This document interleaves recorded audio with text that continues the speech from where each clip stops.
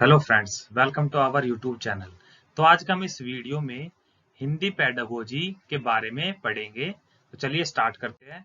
सबसे पहले हम अध्याय पहला मतलब पार्ट पहला स्टार्ट करेंगे, भाषा अर्जन एवं अधिगम। अर्जन का मतलब एक्विजिशन और अधिगम का मतलब लर्निंग। तो इसके बारे में हम विस्तार से जानेंगे। सबसे पहले भाषा। भाषा होती क्या है? भाषा का मतलब क्या है? संप्रेषण। संप्रेषण का मतलब कम्युनिकेशन। कि हमें कम्युनिकेशन का मतलब क्या है? कि एक दूसरे से बात करना। कि भाषा का एक कार्य क्या है? कि वो एक कम्युनिकेशन है, कि इसके द्वारा हम अपने विचारों का क्या कर सकते हैं? आदान प्रदान कर सकते हैं। और भाषा क्या है? एक समग्रतावादी दृष्टिकोण है। और भाषा से क्या हो सकता है? कि भाषा से हमारी पर्सनैलिटी डेवलप करती है ये, और ये हमें निखारती है ये। मतलब क्या, भाषा यदि आपकी अच्छी होगी तो आपकी क्या पर्सनैलिटी भी डेवलप होगी। और ये क्या है? कि बातों का आदान प्रदान होता है किससे? भाषा से। यदि हमारी कोई ह्यूमन की कोई लैंग्वेज नहीं होती, वो इशारों में बात करता जैसे जानवर करते हैं। और भाषा क्या करती है? हमारी तर्क शक्ति। तर्क शक्ति का मतलब जो हमारी रीजनिंग होती है उसको क्या करती है? वो हमारी बेहतर करती है भाषा। नेक्स्ट है भाषा के विविध रूप। भाषा के कितने विविध रूप है? 3। एक है मातृभाषा, एक है राष्ट्रभाषा और एक है राजभाषा। मातृभाषा का मतलब है मदर टंग। मदर टंग जो है बच्चा कहाँ से सीखता है? वो अपने घर परिवार से सीखता है वो। और उसकी वो क्या होती है? वो पहली भाषा होती है जो बच्चे की होती है। कौन सी होती है? वो पहली भाषा होती है जो अपना बच्चा कहाँ से सीखता है? वो घर से सीखता है वो। नेक्स्ट है राष्ट्रभाषा। राष्ट्रभाषा जो है नेशनल लैंग्वेज है। नेशनल लैंग्वेज जो है हमारी इंडिया की कोई भी नेशनल लैंग्वेज अभी तक नहीं है। क्यों नहीं है? क्योंकि ये हमारा देश जो है बहुभाषावादी देश है। इसी कारण से जो है हमारे देश में कोई भी राष्ट्रभाषा नहीं है, नेशनल लैंग्वेज नहीं है। जो हिंदी जो है हमारी, वो कौन सी है? वो हमारी राजभाषा है। और कौन से आर्टिकल में? आर्टिकल 343 के 1 में है। जो हमारी हिंदी जो हमारी क्या है? राजभाषा है। नेक्स्ट है OLA। ओला का मतलब ऑफिशियल लैंग्वेज एक्ट। जो ऑफिशियल लैंग्वेज एक्ट कब आया था? ये 1963 में जो है आया था। और ओला के अकॉर्डिंग मतलब ओला मतलब ऑफिशियल लैंग्वेज एक्ट के अकॉर्डिंग क्या है?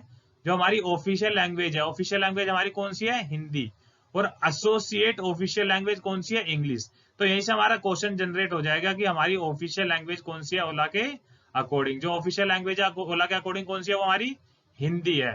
और एसोसिएट ऑफिशियल लैंग्वेज मतलब AOL। AOL कौन सी हमारी? इंग्लिश लैंग्वेज है।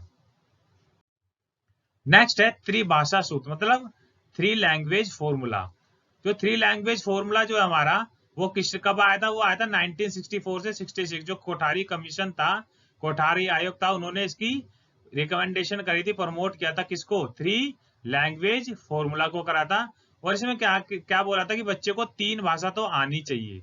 3 भाषा मतलब एक है, हमने इसके कैटेगराइज कर लिया कि जो जिसका स्पीकिंग स्टेट कौन सा है? हिंदी। जो हिंदी स्पीकिंग स्टेट है और नॉन हिंदी स्पीकिंग स्टेट है, उसमें पहली लैंग्वेज कौन सी होनी चाहिए? जो मदर टंग। यदि हिंदी स्पीकिंग स्टेट है तो उसकी पहली लैंग्वेज कौन सी होगी? हिंदी। और दूसरी लैंग्वेज क्या हो सकती है उसकी? कौन सी लेनी चाहिए? इंग्लिश या मॉडर्न इंडियन लैंग्वेज। यदि वो इंग्लिश लेगा यहाँ सेकंड पे, तो तीसरी में क्या आएगी? मॉडर्न इंडियन लैंग्वेज आ जाएगी। यदि वो सेकंड में मॉडर्न इंडियन लैंग्वेज कोई सी ऑप्ट करेगा तो थर्ड में कौन सी आ जाएगी? इंग्लिश आ जाएगी। वैसे ही non Hindi speaking state, non Hindi speaking state में क्या होगी? उसकी मदर टंग। यदि मदर टंग उसकी यहाँ पे इंग्लिश है, मराठी है, या कोई से भी है, जो 22 भाषा है कोई सी भी है, तो वो आ जाएगी यहाँ पे मदर टंग में। और जो सेकंड जो है हमारी नॉन हिंदी स्पीकिंग में, हिंदी जो हो जाएगी सेकंड लैंग्वेज हो जाएगी। थर्ड में क्या हो जाएगी? मॉडर्न इंडियन लैंग्वेज कोई सी है उसमें से एक ऑप्ट करेगा वो। तो ये थ्री भाषा सूत्र में बोला गया था कि 3 लैंग्वेज जो है बच्चों को आनी चाहिए। नेक्स्ट है अर्जन। अभी हमने भाषा के बारे में पढ़ लिया, अब अर्जन के बारे में पढ़ेंगे। एक्वाजिशन मतलब अक्वायर करना। अक्वायर कहां से कर सकता है बच्चा? बच्चा कहां कहां से कर सकता है? इन्वायरमेंट से कर सकता है, और कहीं से? स्कूल से कर सकता है। तो एक स्ट्रक्चर्ड हो जाएगा और एक नॉन स्ट्रक्चर्ड हो जाएगा। तो चलिए स्टार्ट करते हैं। तो एक्वायर कहां से कर सकता है? वो इन्वायरमेंट से ही कर सकता है ओनली, मतलब अपने परिवेश से कर सकता है। ये नॉन स्ट्रक्चर्ड है, मतलब कि इसमें कोई सा भी किसी भी शिक्षा प्रणाली की जरूरत नहीं है, कोई भी रूल रेगुलेशन की जरूरत नहीं है। बच्चा कहीं से भी एक्वायर कर सकता है। पर्यावरण से सीख सकता है, वातावरण से वो क्या कर सकता है? अपनी लैंग्वेज को गेन कर सकता है। और ये जो लैंग्वेज कौन सी गेन कर सकता है, वो मदर टंग, जो मदर टंग होगी वो उसकी लैंग्वेज होगी जो वो अक्वायर करेगा। और ये अचेतन प्रक्रिया है ये, और ये ऑटोमेटिकली हो रही है, मतलब ये नेचुरली हो रही है, इसमें कोई भी स्ट्रक्चर की कोई जरूरत नहीं है, ना ही किसी स्कूल की जरूरत है, ना कोई सी ऑर्गेनाइजेशन की जरूरत है जिसमें बच्चा सीख रहा है। तो ये कौन सी है, ये नेचुरली अपना आप वो कर रहा है, सीख रहा है वो। अब है अधिगम। अधिगम का मतलब है लर्निंग। लर्निंग करने के लिए क्या, हमें कोई ना कुछ स्ट्रक्चर्ड वे चाहिए, किसी ना किसी को सिखाने के लिए कैसा चाहिए, एक स्ट्रक्चर्ड एनवायरनमेंट होना चाहिए जिसमें वो बच्चा सीख सके, जिसमें क्या रूल होना चाहिए, टीचर होंगे और स्कूल भी होगा जिससे वहां पे वो सीख सकता है।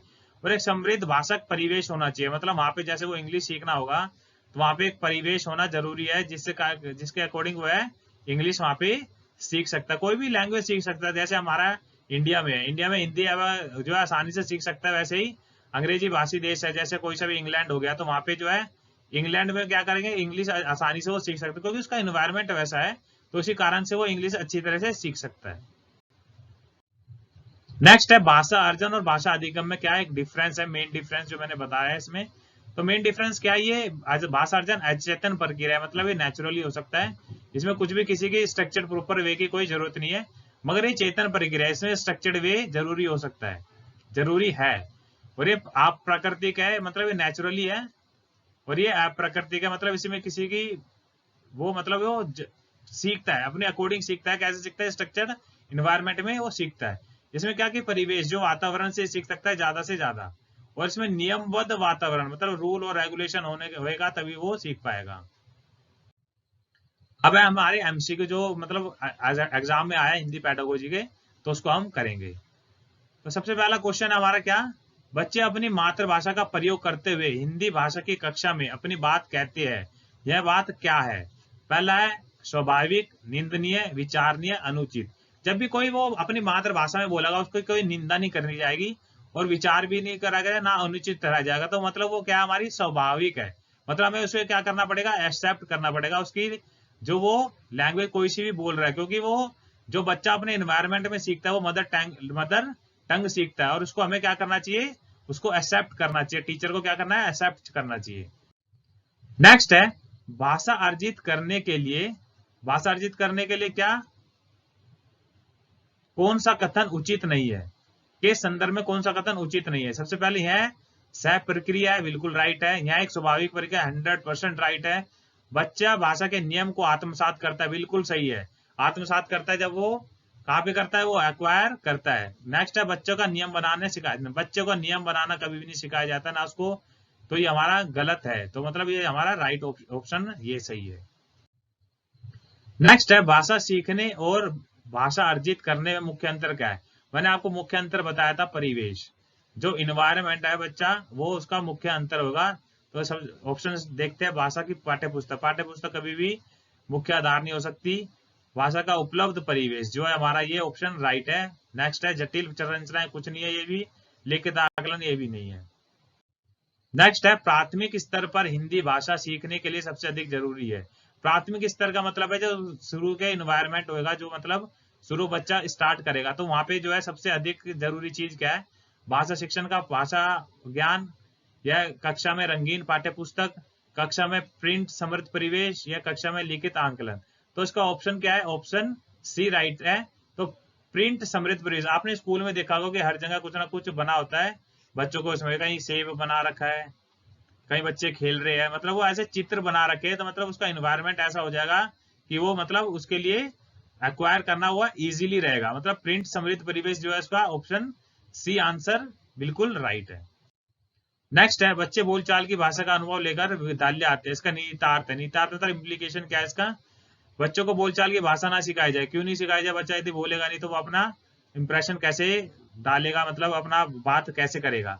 बच्चे की बोलचाल की भाषा को सुधारा जाए, बच्चे में भाषा अनुभव को उचित सुधारा क्या जाए, मतलब वो जो बोल रहा है वो ठीक है, बच्चे के भाषा अनुभव को उचित प्रयोग किया जाए, मतलब जो बच्चा सीख रहा है, जो बोल रहा है, बच्चा का अनुभव क्या है, उसका टीचर को उचित प्रयोग करना है, वो क्या बोलना चाह रहा है वो ठीक है या नहीं है, मतलब वो अपना जो पॉइंट ऑफ व्यू रख रहा है, कैसे बोल रहा है, वो हमेशा ठीक ही रहेगा, और बच्चे और टीचर को उसका उचित प्रयोग करना चाहिए। बच्चे की भाषा अनुभव को कक्षा से बाहर रखा जाए, नहीं, बिल्कुल नहीं रखा जा सकता। नेक्स्ट है भाषा सीखने सिखाने में आप किसे अधिक महत्वपूर्ण मानते हैं। ऑप्शन है संज्ञानात्मक, बी है सामाजिक अंतःक्रिया, सी है दृश्य श्रवण सामग्री और फोर्थ है बाल साहित्य। तो इसका ऑप्शन बी है सोशल अंतःक्रिया। मतलब जो जब तक बच्चा जो सोशल में जाके इंटरेक्ट नहीं करेगा तब तक वो अच्छी तरह सीख भी नहीं पाएगा, कुछ भी अपना भाषा को भी नहीं सीख पाएगा ना। जो उसको एनवायरनमेंट अच्छा मिलेगा तो वो अच्छी तरह मतलब क्या कर सकता है, भाषा को एक्वायर कर सकता है। तो मतलब सामाजिक अंतःक्रिया हमारा बेस्ट ऑप्शन है। थैंक यू दोस्तों। आपको यदि वीडियो पसंद आई तो लाइक करें, शेयर करें, सब्सक्राइब करें और हमारे नए नए नोटिफिकेशन जानने के लिए बेल आइकन को प्रेस करें। Thank you.